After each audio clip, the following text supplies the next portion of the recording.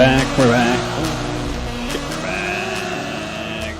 Welcome back to the What's Bruin pod, episode 10 of season 2 here. This is post-trade deadline day, February 25th.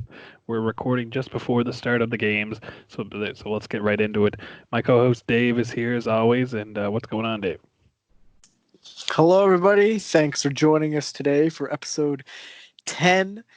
As you mentioned, the post-trade deadline episode. Lots to get into here. Lots of action yesterday, actually. And sometimes, there's the complaint that most of the trades go down before the deadline day, but I feel like there was a healthy amount of trades that took place yesterday. So there'll be no shortage of deals to discuss here today, and I'm looking forward to it. Yeah, for sure. My first question, I think, would be, Dave, is there any clear team that you thought was a winner or a loser yesterday? Well, I would say for sure there's two teams that I think made significant plays. Those two teams being the Carolina Hurricanes and the Edmonton Oilers. And it sounds like that's kind of the consensus online right now, is that these two teams came out on top. But I got to say, I want to start off with the Brady Shea deal to the Carolina Hurricanes. That one kind of came out of left field. I don't think anyone really expected it, but with the Hurricanes decor kind of hurting right now, Brett Pesce went down the other night. Looks like he's going to be out for a little while. There's no surprise that they made a move for a defenseman, but I can be honest with you, I don't think anyone's expected it to be Brady Shea, who is a very, very solid defenseman from the New York Rangers. I'm interested to hear what your thoughts on that one are, because I think that's a pretty big one. Yeah, I was very surprised. That was probably the most surprising deal of the day, I would say, in terms of just like shock of the player actually going in a trade, not in terms of value, just him going in terms of just being traded. But I didn't expect that. I didn't expect Carolina to get him after, of course, getting Sami Vatanen, of course, also on D. So that was interesting. I think Carolina is who I had marked down as my big winner of yesterday too. I'm a little surprised they didn't dive into the goalie market at all, but sure their guys will be back before the playoffs. But I think they definitely improved the most, and that Brady Shea deal just even further padded that status. Yeah, for sure. And I think they were already such a strong team on defense, and especially when Brett Pesce comes back, in addition to these new defensemen that they have, and like you mentioned, Vatanen and Brady Shea, it's going to be pretty sick. And they're obviously expecting their goaltenders to be back before playoffs. I think Peter Mrazek has a concussion. I'm not sure how bad Reimer's injury is, but nonetheless, the Hurricanes look like they're in it to try and win it this year. Of course, they could always go with David Ayres. Yeah, yes, of course, the emergency backup goaltender from the other night, where the Toronto Maple Leafs and Carolina Hurricanes were playing. I'm sure you've all heard the storyline, but we couldn't go without at least mentioning it, that the Yeah, Leafs lost he to a definitely won Zamboni the driver. he won the hearts of everyone. Now, I noticed you didn't mention any losers. I don't know how much of a loser these guys are, but I think there's two reasons I thought these guys were losers, and they're actually a team that made a trade with Carolina, and that's the Florida Panthers. Rare.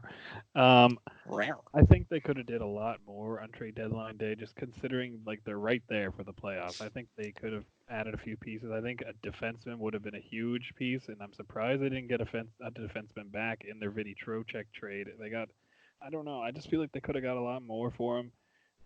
Eric Holla and Lucas Wallmark, was it? Along with two Yeah, that's prospects. correct. I just don't know. I just don't know about that. I think Vinny Trocheck is going to slot in nicely on the second centerman spot on Carolina, moving Jordan Stahl down to the third line, which will be really good for them. Eric Holla, I'm not sure exactly where he's going to play. I think Lucas Wallmark's a pretty good pickup for like the bottom six, and he'll work hard. But I just don't know. I expected a little bit more out of the Panthers. I had a feeling Trocheck was going to get traded, but I thought a defenseman might have been in the package. I definitely would have thought that a defenseman would have been going to Florida as well. That seemed to be the area that they've been needing some help in all year. That and goaltending, of course. They've struggled there a little bit, but defensive help I think was something that they needed to address. And I was surprised that they didn't. And when they traded Vincent Trocheck, I figured as well that a defenseman would have been coming the other way. Now I don't think these are terrible pickups. I think Eric Holla is a solid player, and like you mentioned, Lucas Wallmark. He's a good energy guy. I think he's played really well, and I know the Hurricanes were actually. It seemed that they were pretty sad to see him go, but nonetheless, another reason why I think the Hurricanes were winners trade deadline. I like Vinny Trocheck. I'm a big fan of the way he plays. But yeah, I'd agree that the Florida Panthers probably didn't come out on top this trade deadline day. And the other thing about Trocheck is he's got term, and when he's playing to his potential, it's one of the better deals in the league. Whereas Eric Holla, I think, is a UFA at the end of the year, so that's something to take note, whether they re-sign him or not. It'll be interesting to see. I guess we can start hopping into some trades that went down yesterday. Just go over some notable ones. We don't have to go over all of them. The one that came in a late night, just before late night, I think it was the start of trade deadline day, early in the morning. It was Mike Green to the Oilers for Kyle Brodziak and a conditional fourth to the Red Wings. How do you thought, or what do you think of that deal? I think it's a fine deal for both sides. Nothing too crazy. Mike Green isn't what he used to be, but for the Red Wings, they get a couple of pieces. They move on from Mike Green. The Oilers get a defenseman with some experience who can probably play on the power play. I don't Especially mind the when trade for Clefbaum's either out side. too. Yeah, I don't mind this trade for either side. Again, it's probably not the most significant thing, but as a Canadian, I'm rooting for the Oilers to get into the playoffs again, and so hopefully Mike Green can help make a difference. Yeah, the Oilers definitely seem to be conservative buyers on the trade deadline day. I guess we'll get into a few more of their deals here soon. But the next deal that came in, the first official deal of when Trade Center and all these shows were on, was Vladislav Nemestikov going to the Avalanche, a contender for a fourth round pick. I thought this was a great pickup for the value they gave up. I mean, he can add some scoring depth to the Avalanche team that's currently has some injuries, but as soon as those guys get back, I think he'll play down the lineup and he'll do just fine in this lineup with a low risk, just a fourth rounder to acquire him. So I think this was a good deal for the Avalanche. I think this is, low key. I think one of the best deals to go down all day, and it's because obviously they only gave up a fourth round pick for Nemestikov, and when you look at what some other teams paid for other players down the line, it seems like this is definitely a good deal. And I agree. I think he's going to fit in with the Avalanche really, really, really well. I think he's going to work in that system really well. He kind of reminds me of like a guy like Andre Burakovsky, who was he was an all right player in Washington, but when he went to the Avalanche, he just seemed to find some success and really fit in there. So I think this is a great depth piece for the Avalanche as well. Well, speaking of fitting in, I think Jean Gabriel Pageau is going to fit perfectly into the way the Islanders play that defensive role. Of course, he got traded by the Senators in a kind of a blockbuster for a first, second, and a conditional third, and then re-signed for I believe it was 6 years or 6 years at $5 million. What are your thoughts on this trade? I think it's a great deal for both teams. I also think it's a great deal. He seems like the perfect player to fit into that system in New York, where they seem to really get it done in a two-way game. They're not the flashiest team, they're not the highest goal-scoring team, and that's why they're successful. And I think Pageau is one of the most underrated two-way players in the league. He's having a career year right now. I'm not sure whether or not the term on the contract is going to end up being worth it, but he certainly earned it this year. He seems like kind of like a glue guy. He's going to fit right into a team of what seems to Yeah. be glue guys. I think he'll have a lot of success in New York. Yeah, their style just seems to be exactly what his style is, so I wouldn't be surprised if he's a perfect match for that team. Of course, noting that they only get the third round, I think, if the Islanders win the cup, so that's kind of unlikely, I would say, but not out of the picture. But I think a first No, and second is still a good and value at that for point, I mean, if you win the cup, from the perspective of the Islanders, they don't care if they have to give up an extra them. Yeah. third. I think this next one I found the team that I'm rooting for after the Bruins, which sometimes I root for them anyway. Um, Without this trade going down, but Patrick Marleau going to the Pittsburgh Penguins, that's going to be interesting to see for a third round pick, getting a chance to win the cup with the Sidney Crosby and the boys on the Penguins. I think, it's just a nice gesture for the Sharks to send him off to the Penguins, and you gets a chance at his first cup with a bunch of veterans that have done it many times before. So I think this is a good pickup for the Penguins. I mean, the depth piece, and it's good for Marlowe as well. Yeah, I think it's a fine pickup. You know, they didn't have to give up much to get him. I'm not sure, how much of a difference maker he's going to be, but with the injuries in the Penguins lineup, he's definitely going to fit in there somewhere. And for the storyline itself, obviously, I'm happy for him to see him getting another crack at the cup. There was rumors actually that the Penguins were interested in acquiring Joe Thornton as well. Of course, he didn't end up going, but I thought that would have been pretty incredible if they both ended up going to Pittsburgh. The Yeah, storyline there alone would have been crazy, but yeah, nonetheless, like I said, it's good to see Patrick Marleau getting another chance. yeah, for sure. This next one I wanted to bring up, it just was a little weird to me. I don't know, really understand it. Wayne Simmons to the Sabres for a fifth round pick, conditional fifth to the Devils in 2021. I don't know if the Sabres just plan on re-signing him or what the deal was, but it just felt weird to me. Yeah, I was a bit confused on that one as well. And of course, all day on trade deadline day, I was busy at work, but I managed to catch about an hour of trade deadline during my lunch break. And the only trade that went down during that time was this one. And it kind of left me scratching my head a little bit because throughout the remainder of the trade deadline, the Sabres were sellers. And if I'm not mistaken, at least at the time of the deadline, they're still 8 points out of the playoffs, competing with the Leafs and the Panthers, especially, who are both right there.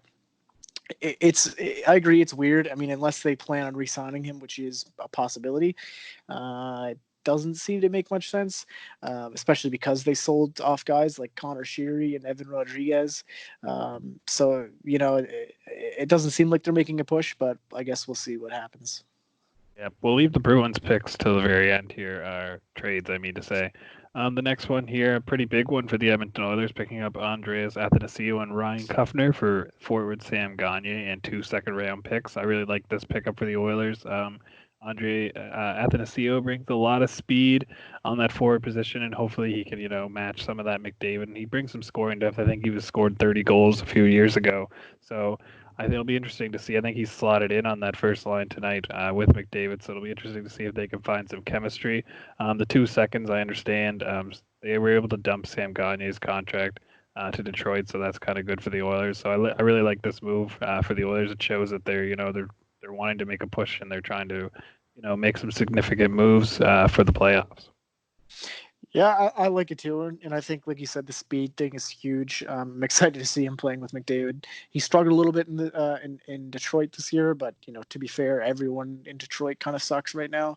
So I can understand why the Red Wings made the move, and I can understand why the Oilers felt that the value was there as well. So I actually I like the pickup for both sides. I think Detroit, who's in rebuild mode right now, getting those picks is pretty key as well. But ultimately, this is probably the main trade why I mentioned earlier that I think Edmonton was one of the winners this year.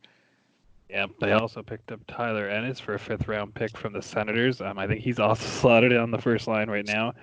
He's probably just there until Cassian gets back, but he'll provide some hard-working depth and a little bit of scoring punch down the lineup. I like that move as well for the Oilers. Yep, it's a good depth pickup. We've seen what he's been able to do for a number of different teams, so I think it's a good pickup.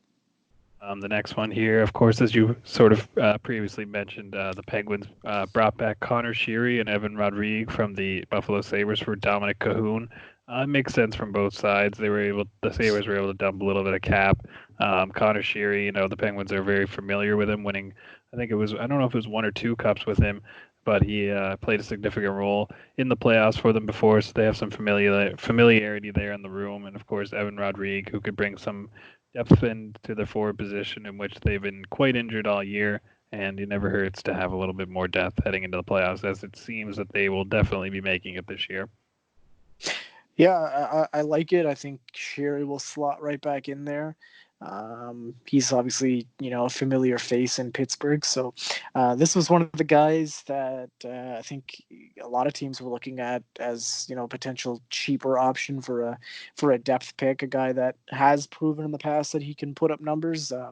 You know, hasn't had the best season in Buffalo, but for Pittsburgh, I think it's a good pickup and an important pickup with the injuries that they've sustained.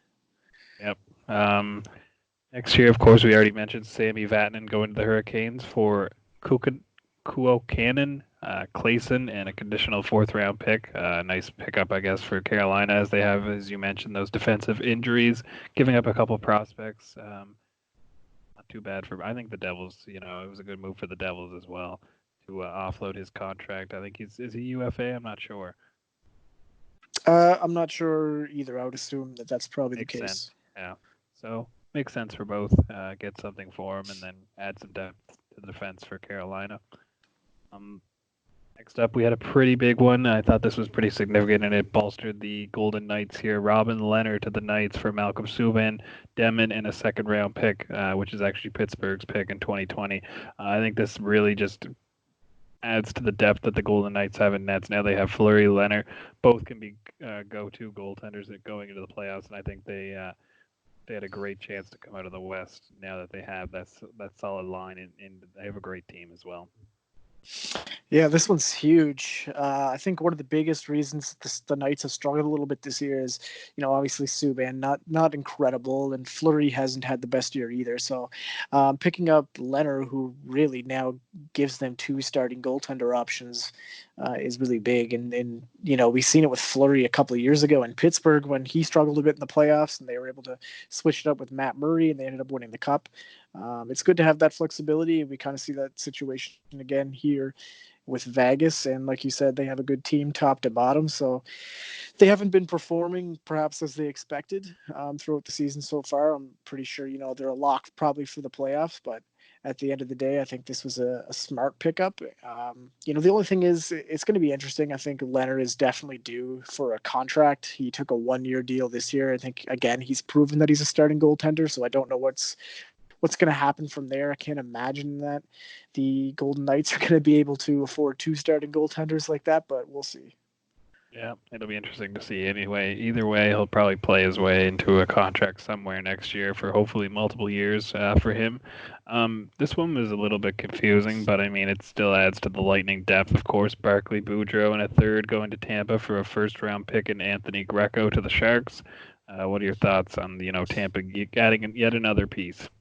Well, I mean, it's scary to see Tampa adding yet another piece. I will say I think they grossly overpaid.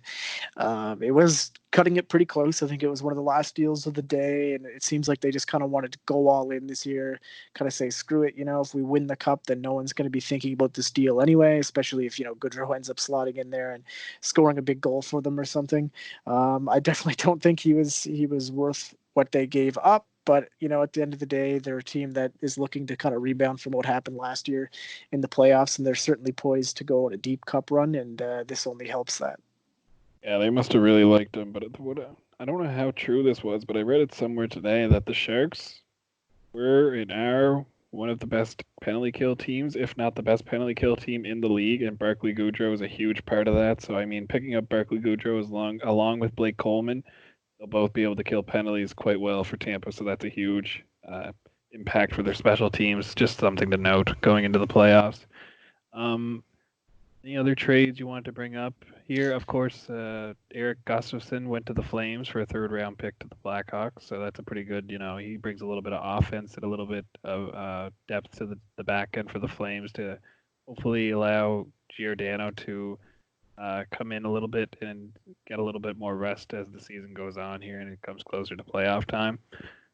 Yeah, I think that's a big trade. Honestly, I think it's a bit of a steal. You look at what Gustafson did last year, and maybe a bit of a flash in the pan, but at the end of the day, I think he's still a really solid pickup for a third-round pick. So I don't know if he's going to be in the lineup tonight for the Flames against the Bruins, but Oh yeah, I if he forgot that. is, then he might do some damage. We'll see.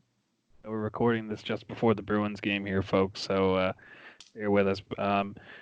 So, is there anything else you want to talk about before we talk about the Bruins' big trade from yesterday?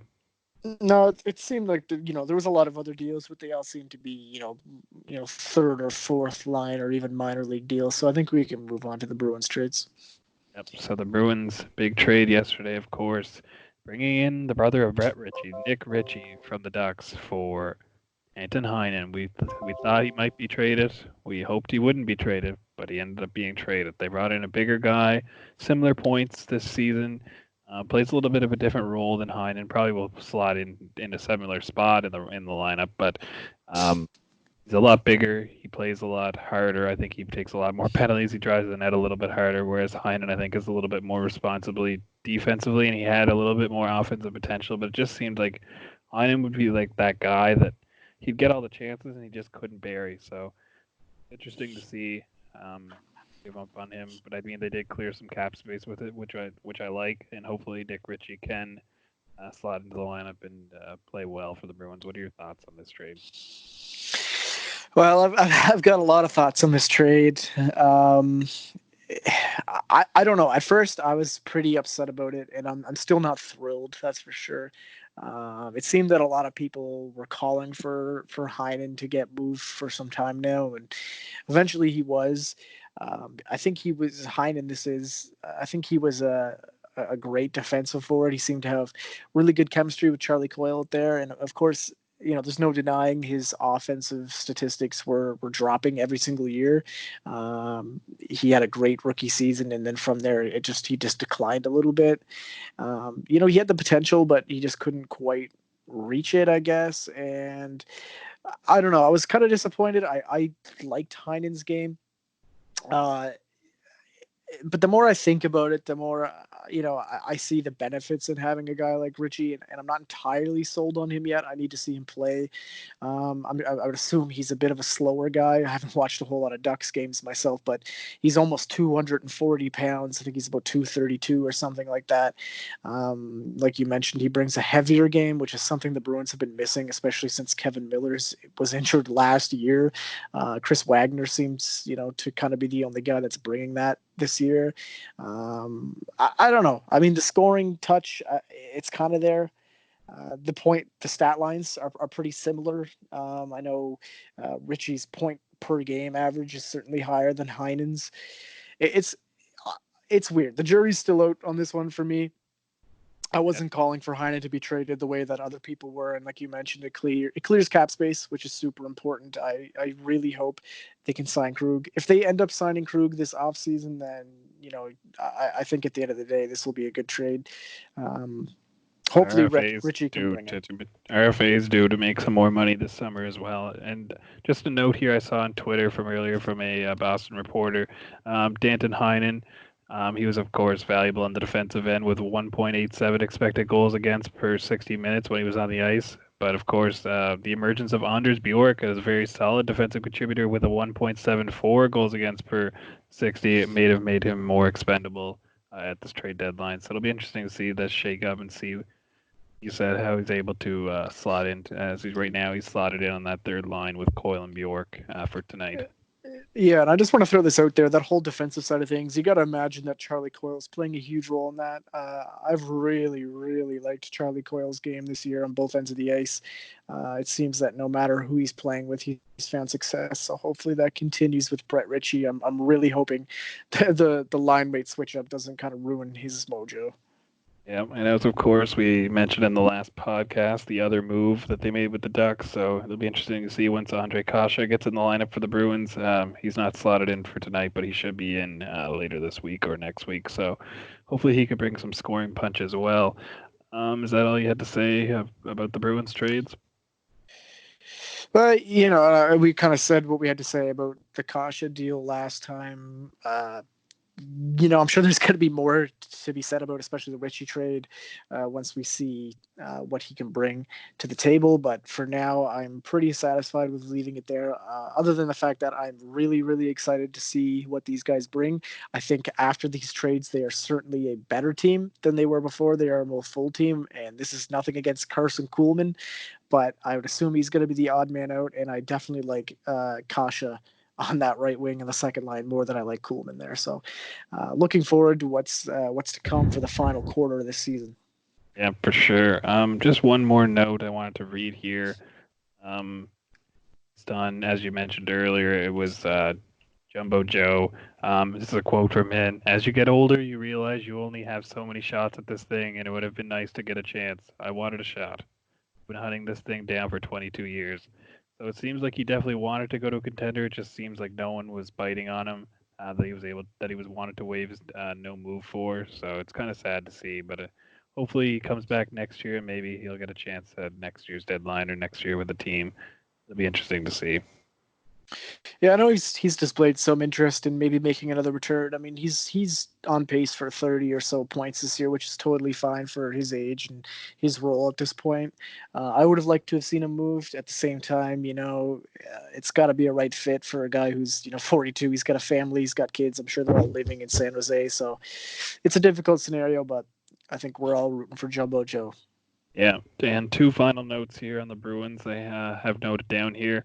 One being it's Lord Nord's birthday. I think he's a healthy scratch tonight, which is pretty funny. But it is Nordstrom's birthday, so happy birthday to He's going to him. And be also, eating some birthday cake in the press box.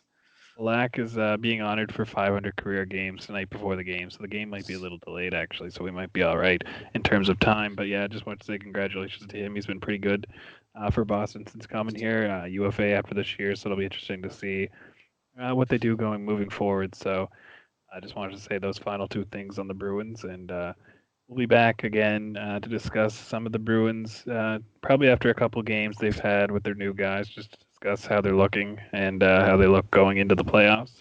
Dave, do you have any final thoughts? No, I mean, I think we covered just about everything. I'm excited for a night full of hockey here that's about to get underway as soon as we're done 13 games on recording tap here. tonight. Yeah, 13 games, a lot of new faces and a lot of new places. So And I saw Danton can't Hyman wait. slotted in on the second line for the Ducks tonight, so that'll be interesting to see as well. Good luck to him. Of course, he was a good player. Yeah, and hopefully David Backus finds his way into that lineup as well. I'd feel really bad if he didn't. I'm hoping that he'll find his way in, but I'm not sure what the story is there yet. But we'll All keep our right. eyes on that as well. Hashtag Backus Tracker. And of course, we'll be back with the Pro Line picks in the next episode as well. Follow at What's Bruin Pod and at What's Bruin Blog on Twitter, and see when the next podcasts are coming out. And of course, check out our YouTube and subscribe if you haven't already. That's all I have for today. Yep. Thanks for listening, everybody.